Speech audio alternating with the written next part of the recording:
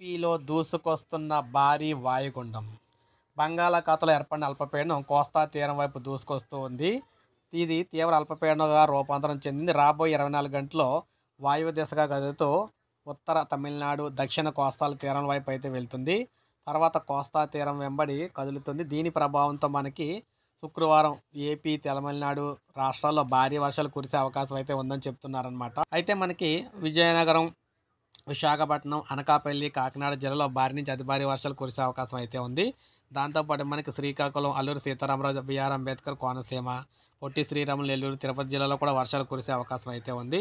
So ప్రజలందరూ కూడా గమనించాలి. అయితే దీనికి సంబంధించి మనకి తెలంగాణ కూడా దీని ప్రభావం అయితే ఉండబోతుందన్నమాట. సో తెలంగాణకి కూడా మనకి దీనికి శనివారం నుంచి అయితే ప్రభావం ఉంటుందని చెప్తున్నారు. ప్రజెంట్ అయితే మనకి ఆంధ్రప్రదేశ్లో భారీ వర్షాలు అయితే రాబోతున్నాయి. ఆంధ్రప్రదేశ్లో సో తీవ్ర తుఫాను అంటే ఈ వాయుగుండం కారణంగా శుక్రవారం నాడు భారీ వర్షాలకు ఆస్కారం అయితే ఉందని చెప్పేసి చెప్తూ ఉందన్నమాట. ఎందుకంటే ఇది కోస్తా తీరం వెంబడి కదులుతూ ఉందన్నమాట.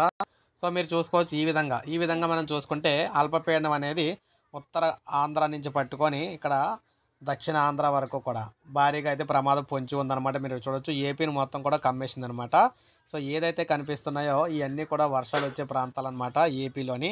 సో తెలంగాణకు మాత్రం ఇంకొక 24 గంటల సమయం అయితే పడుతుందని చెప్తున్నారు. సో ఇది మనకి లేటెస్ట్ అప్డేటు. ఒక లైక్ చేయండి, సబ్స్క్రైబ్ చేసుకోవద్దు, మన ఛానల్ సబ్స్క్రైబ్ చేసుకొని ఫాలో అవుతుంది.